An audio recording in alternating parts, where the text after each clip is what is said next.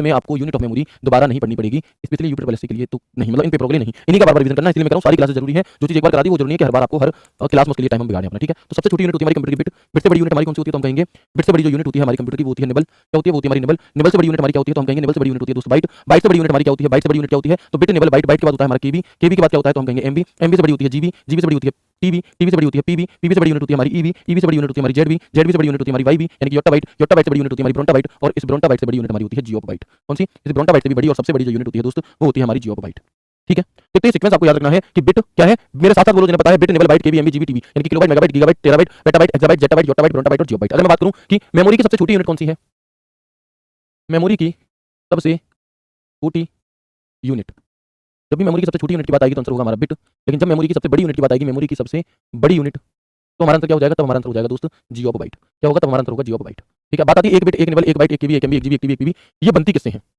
तो ध्यान से देखना, ये जो एक बिट है हमारा, जो एक बिट है हमारा, ये हमारी दो बाइनरी डिजिट 0 और 1 से मिलकर के बनता है। किससे? जो एक बिट होता है ये दो बाइनरी डिजिट, जिसे हम दो आधारी अंक भी कहते हैं, दो बाइनरी डिजिट 0 और 1 से मिलकर के बनती है। जब ऐसी 4 बिट मिल जाएंगी, जब ऐसी 4 बिट मिल जाएंगी तो एक निबल बनेगा, और जब ऐसी ही 8 बिट मिल जाएंगी तो एक बाइट बनेगा, तो एक बाइट बनेगा, या फिर जब ऐसी 2 निबल मिल जाएंगी तब एक बाइट बनेगा। तो यहां तक बात क्लियर है, ठीक है। इसके मतलब एक केबी किससे मिलकर के बनता है हमारा, तो हम कहेंगे 2 की पावर 10 1024 बाइट के बराबर होता है वैसे तो, लेकिन 1024 कितना होता है तो इसे हम 2 की पावर 10 भी कह देते हैं, यानी कि चाहे तो 2 की पावर 10 बाइट लिखा आ जाए या 1024 बाइट लिखा आ जाए, बात एक ही है, ठीक है। इसके अलावा हम देखेंगे एक एमबी किससे मिलकर के बनता है, तो जो एक एमबी है हमारा ये 1024 केबी, 1024 केबी या फिर 2 की पावर 20 बाइट या फिर 2 की पावर 10 केबी से मिलकर के बनता है।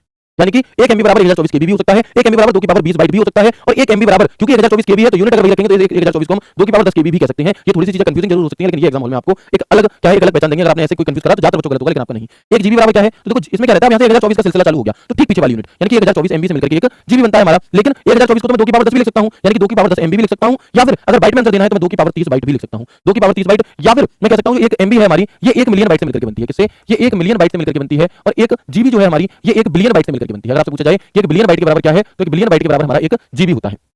इसके अलावा एक टीबी किससे मिलकर बनेगा तो 1024 और ठीक पीछे वाला जीबी, या फिर इसी को 2 की पावर 10 जीबी भी लिख सकते हो, या फिर 2 की पावर 40 बाइट भी हम इसे लिख सकते हैं। और एक टीबी जो होता है हमारा ये 1 ट्रिलियन बाइट के बराबर होता है। किसके? ये एक टीबी हमारा 1 ट्रिलियन बाइट के बराबर होता है दोस्त। किसके बराबर होता है? एक टीबी हमारा यहाँ पर 1 ट्रिलियन बाइट के बराबर भी होता है। ये जो भी चीजें मैं आपको बता रहा हूं इन्हीं चीजों से आपको सही मिलान बना करके दे देगा। यहाँ लिख देगा 2 की पावर 10, यहाँ लिख देगा 2 की पावर 20, 2 की पावर 40, 2 की पावर 70, यहाँ लिख देगा जेटाबाइट, योटाबाइट, ब्रोंटाबाइट ऐसे करके, और आपसे कहेगा सही मिलान करो। क्या कहेगा? आपसे कहेगा कि सही मिलान करो, ठीक है। आगे बढ़ेंगे और हम यहाँ पर देखेंगे कि जो हमारा एक पेटाबाइट हो गया, हमारा 2 की पावर 40 बाइट हो गया। इसके बाद हम आ जाते हैं किस पे? पेटाबाइट पे। अब पेटाबाइट क्या है हमारा?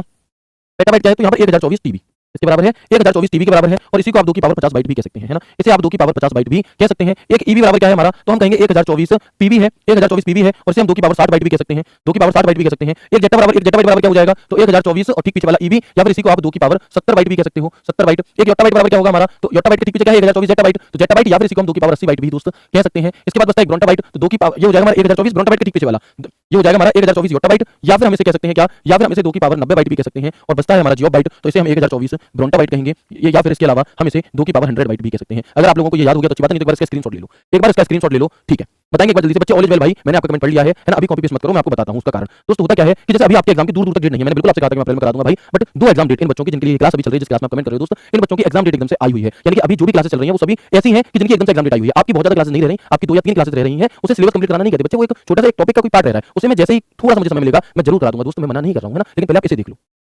ठीक है। तो मुझे बताएंगे एक बार ये सभी चीजें आपको क्लियर है, एक बार इसे जरूर याद रख लेंगे, स्क्रीनशॉट ले लेंगे इसका, और अब इस सवाल को पढ़ेंगे, अब इस सवाल को पढ़ेंगे, इसका उत्तर क्या होगा, है ना, बताएंगे, ठीक है। बताइएगा क्या होगा सवाल का सही उत्तर हमारा।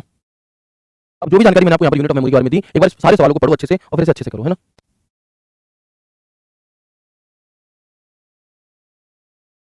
Very good. तो हम यहाँ पर देखेंगे, देखो क्या है बिट। बिट किसके बराबर होगी? सूचना की सबसे छोटी इकाई जो बाइनरी अवस्था 0 और 1 को दर्शाती है, यानी कि मुझे यहाँ से अब क्लियर हो गया कि पहले का तो 5 होगा। क्या होगा? पहले का 5 होगा, यानी कि ये दोनों ऑप्शन तो सिर्फ इतनी छोटी सी जानकारी से ही एलिमिनेट हो गए।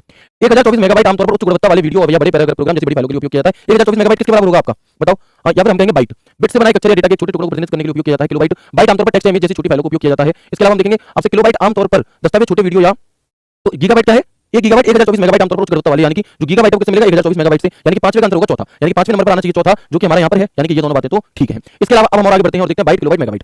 आमतौर पर दस्तावेज, छोटे वीडियो या सॉफ्टवेयर जैसे डेटा को मापने के लिए उपयोग किया जाता है कौन सा? किलोबाइट। बाइट आमतौर पर टेक्स्ट या इमेज जैसी छोटी फाइलों के लिए उपयोग किया जाता है। और बाइट किससे मिलकर बनता है? देखो बाइट बिट्स से बना है। बाइट बिट्स से बना एक अक्षर या डेटा के अक्षर टुकड़ों को प्रतिनिधित्व करने के लिए उपयोग किया जाता है, यानी कि दूसरे का क्या हो जाएगा हमारा? दूसरे का पहला होना चाहिए। और किलोबाइट हमारा क्या हो जाएगा? ये हो जाएगा बाइट आमतौर पर टेक्स्ट या इमेज जैसी छोटी फाइलों को उपयोग किया जाता है, और मेगाबाइट आमतौर पर दस्तावेज वगैरह के लिए। तो चौथे नंबर पर तीसरा, तीसरे नंबर पर दूसरा, दूसरे नंबर पर पहला, option B is the right answer. कौन सा हो जाएगा? Option B is the right answer. यानी कि आप जब इस पूरे सवाल को ध्यान से पढ़ेंगे बहुत अच्छा सवाल में से कह सकते हैं, ऐसे सवाल आपसे पूछे जाते हैं। अब ये चीज़ ऐसी तो है, यूनिट ऑफ मेमोरी का टॉपिक खत्म कर दिया मैंने क्लास में, है ना? बताओ कब तक टॉपिक वाइज करोगे बच्चे? पेपर आपका टॉपिक